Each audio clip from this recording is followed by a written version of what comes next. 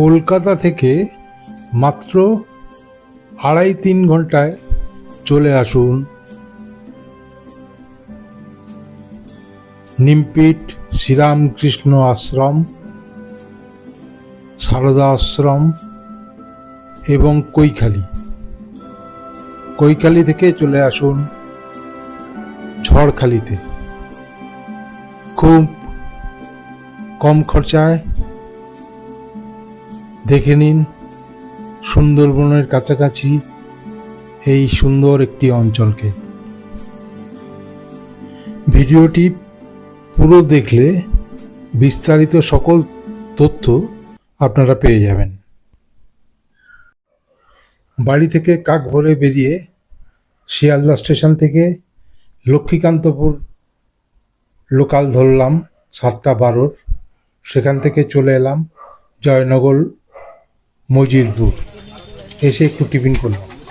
কে মিষ্টি খাবে? কে মিষ্টি খাবে?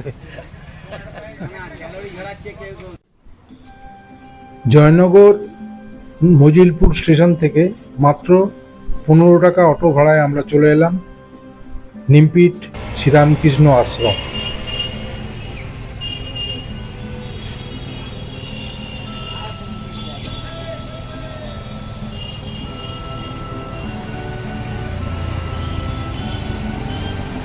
অপূর্ব সুন্দর নিমপিট শ্রীরামকৃষ্ণ আশ্রম আমরা ঘুরে ঘুরে দেখলাম, মহারাজের সঙ্গে কথা বললাম।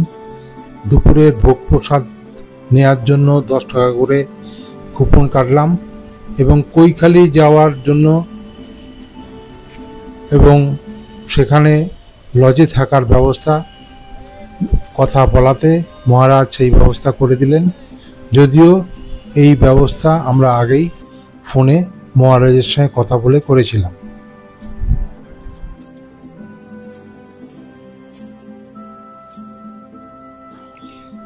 নিমপিট রামকৃষ্ণ আশ্রমের পাশ দিয়েই আমরা একটি সংকীর্ণ রাস্তা দিয়ে এগিয়ে চললাম সারদা পীঠের দিকে। সামনে একটি মেয়েদের স্কুল আছে, সেই স্কুলের সামনে দিয়েই আমরা ভেতরে ঢুকলাম সারদা মন্দিরে। খুব শান্ত পরিবেশ, প্রচুর গাছপালা এবং সুন্দর মন্দির। আমরা ঘুরে ঘুরে এই মন্দির দেখলাম। এরপর নিমপিট রামকৃষ্ণ মিশন আশ্রমে এসে ভোগ প্রসাদ গ্রহণ করে আমরা রওনা দিলাম আমাদের পরবর্তী গন্তব্যস্থল কৈখালির উদ্দেশ্যে। আমরা এসে পৌঁছেছি কৈখালি পর্যটক আবাসে। এখানে আমরা থাকব।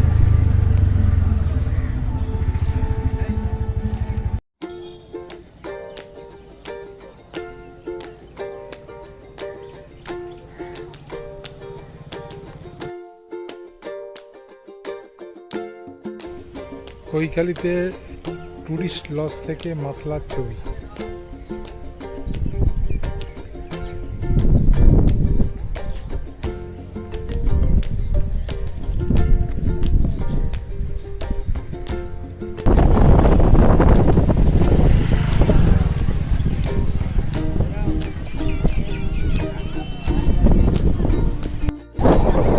কৈখালিতে মাতলা নদী।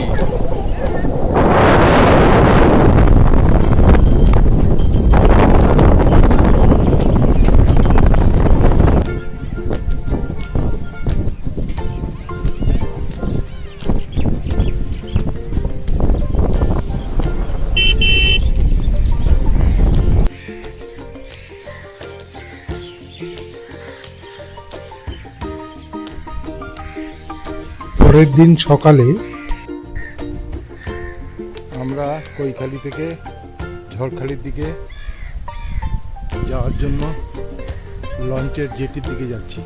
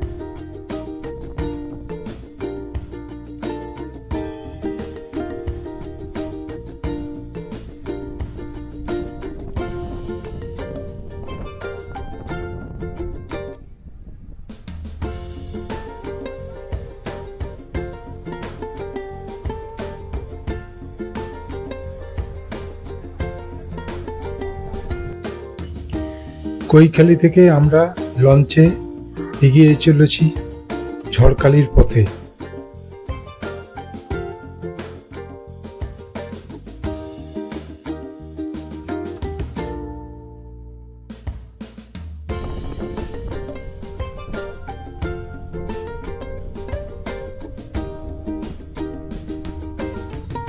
ঝড়খালিতে এসে দেখতে পেলাম সুন্দরবনের মানুষ কত কষ্ট করে মাছ শিকার করছে এবং কাছ থেকে দেখলাম তাদের জীবনযাত্রা।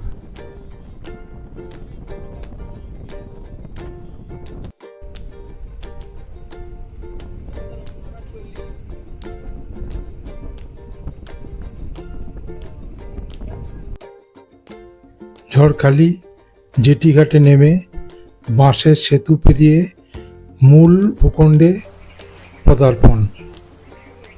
ঝড়খালিতে সুন্দরবন ওয়াইল্ড লাইফ পার্ক। এখানে একজন ফরেস্ট ডিপার্টমেন্টের বনকর্মীর কাছে শুনে নিলাম সুন্দরবনের জন্তু জানোয়ারদের কথা। বাঘটা এখানে দেখেছেন নাকি আপনি দাদা? বাঘ দেখেছেন? অনেকবার বাঘ দেখেছি, বাঘ ধরেছে। ওটা আপনাদের ধরা? আমাদের ধরা মানে 22 সালে ডিসেম্বর মাসে ধরা হয়েছে বন দপ্তরে। ও সব রেস্কিউ করে রেখে দেওয়া হয়েছে, না ছেড়ে দেওয়া? হ্যাঁ, বাঘ আমাদের রেস্কিউ করে রাখার জন্য না, বাঘ ধরা রাখার পড়েছে জন্য। ঠিকই, বাঘ কিন্তু ধরা ছেড়ে মানে দিতে। বাঘ যখন লোকালিটি চলে যায় ওকে ধরা হয়, ধরার পরে ওকে অবজার্ভ করা হয় কী কারণে গ্রামে ঢুকলো, এখানে ডক্টর আছে, ডক্টর দিয়ে ট্রিটমেন্ট করা হয়, করে সমস্ত কিছু দেখে শুনে তারপরে যদি মনে হয় যে বাঘ ইয়াং বাঘ ওকে ছেড়ে দিতে হবে, সঙ্গে সঙ্গে দুদিনের মধ্যে ওকে ঠিকঠাক করে রিলিজ করে। ব্লক চেঞ্জ করে দেওয়া হয়। ধরুন ঝড়খালিতে ধরা পড়লো, ওকে ছাড়া হবে হয়তো আর অনেক দূর থেকে ছাড়া হবে। অন্য ব্লকে ধর কিন্তু বলে রাস্তা চিনে না আসতে কিন্তু তাও চলে যায়, চলে আসে না, তাও চলে যায়। নদী পার হয়ে চলে আসে। নর্মালি অ্যাটাক করে না। না এখনো পর্যন্ত সেরকম অ্যাকচুয়ালি ও যেখানে বসেছিল সেখানে যদি আমাদের সুযোগ কিছু করার মতো পাবলিকরা, তাহলে কারো কিছু ক্ষতি হতো না। অ্যাকচুয়ালি পাবলিক যা ঝামেলা করে তাদের খুব ক্ষতি। হ্যাঁ, ওই ওই করে সব এসে যায়, ওই চিৎকার চেঁচামেচি নানা রকম। ওদের আরো বিরক্ত করে, ফসল ফসল নিয়ে চলে আসে। আরো বিরক্ত করে। যেরকম হাতিকেও করে, হাতি বিরক্ত হয়ে গিয়ে করে। একে যেমন তাড়াতে হয়, একে তাড়াতে হয় না। একে ঠিক জায়গা মতো নিয়ে এসে একে খাঁচা পেতে ধরা হয়, যে খাঁচা যদি না ঢোকে তখন ট্যাম্বুলেন্স ট্যাম্বুলেন্সটা একদম লাস্ট হয়েছে। ওদের এমনি এখানে খাওয়া দাওয়ার কোনো অসুবিধা নেই, না সব কিছুই পাওয়া যায়। হ্যাঁ এমনি সপ্তাহে বাজার আছে দুবার, বাজারের রেসিপিটা নিয়ে চলে আসে। সবাই চাল ডাল এগুলো কিনে নেয়, আর সবজিটা সপ্তাহে করা হয়। রান্না তো নিজেরাই করে খাওয়া। নিজেরাই করি। এই সামনে সমবায় বলে একটা ওই বাজার। সঙ্গে তো ল্যান্ডের যোগাযোগ করেছি, হ্যাঁ ল্যান্ডসে যোগাযোগ আছে। সরাসরি আছে? হ্যাঁ, সরাসরি যোগাযোগ আছে। এখান থেকে আমি সরাসরি কলকাতা চলে যেতে পারবেন বাই রোডে, যেটা বাসন্তী হয়ে ব্রিজ পেরিয়ে গোকুল নদী যেটা আছে, হ্যাঁ। ব্রিজটা আছে, ব্রিজটা পেরিয়ে আপনি সরাসরি ও ক্যানিং থেকে আপনি অনেকটা দিন চলে যাবেন। ওইভাবেই আপনারা যান আর কি। আমরা ওইভাবে যেতাম। ঝড়খালিতে সুন্দরী গাছ।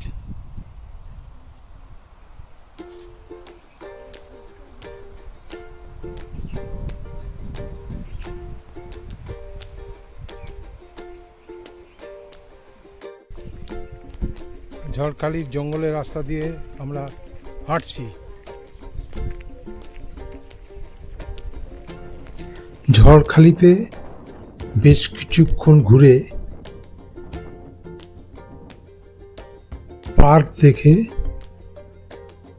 রেস্কিউ সেন্টার দেখে আমরা ফেরার পথে আবার লঞ্চে, সেই সঙ্গে দেখে নিলাম ম্যানগ্রোভ ফরেস্ট।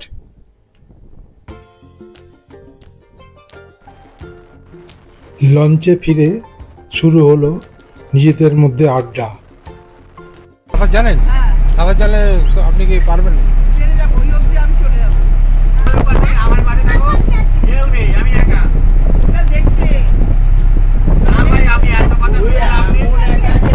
এখানে এসে শুয়ে পড়েছে।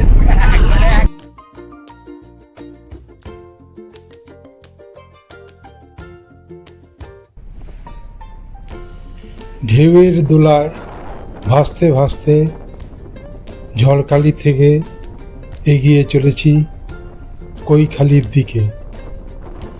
অথই জলে ভেসে চলেছি। দূরে দেখা যাচ্ছে বঙ্গোপসাগরের মোহনা আর কৈখালির টুরিস্ট লজ। কৈখালি পর্যটন আবাস এবং তার সংলগ্ন মাতলা নদী ও ম্যানগ্রোভ ফরেস্ট।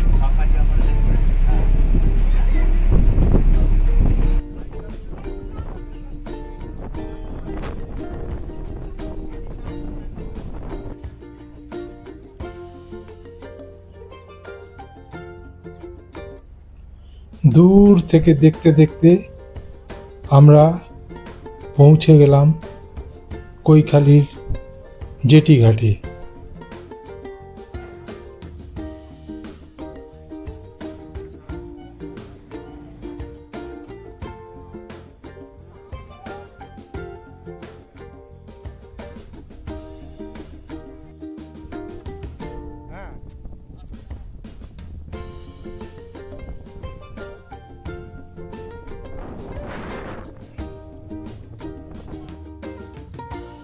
বিকালে চলে এলাম মাতলা নদীর পাড়ে মাছ বাজারে।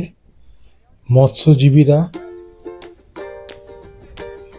সাগর থেকে এবং নদী থেকে মাছ ধরে নিয়ে এসেছে। তাদের পরিবারের মানুষজন চলে এসেছে সেই মাছগুলো বাছাই এবং ধোয়ার কাজ ও বিক্রির জন্য। এক সুন্দর অভিজ্ঞতা বসে বসে উপলব্ধি করতে থাকলাম।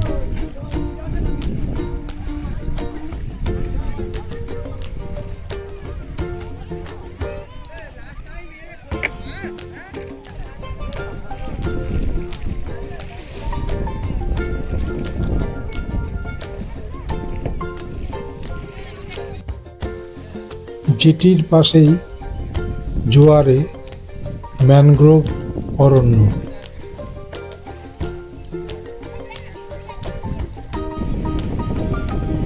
রাত পাহারায় পুলিশের লঞ্চ।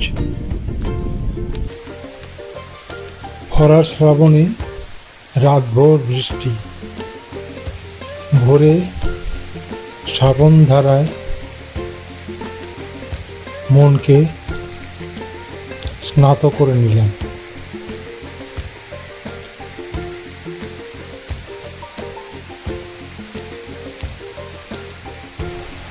লজ থেকেই দেখতে থাকলাম গ্রামবাসীদের পুকুরের মাছ ধরার দৃশ্য।